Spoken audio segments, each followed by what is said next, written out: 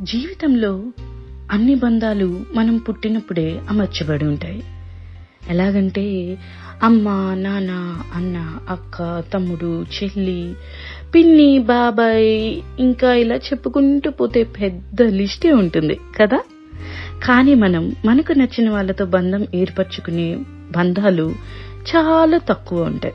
అందులో ముఖ్యమైనది స్నేహం. ఎస్, ప్రేమ, స్నేహం రెండు ఒకేలా అనిపిస్తాయి. కానీ ప్రేమ కన్నా నిజమైన స్నేహానికి ఒక్క మార్కు ఎక్కువే ఉంటుంది. దూరంగా ఉన్నా, దగ్గరగా ఉన్నా, మాట్లాడుతూ ఉన్నా, లేకపోయినా నిజమైన స్నేహం ఎప్పుడూ అపురూపమైనదే.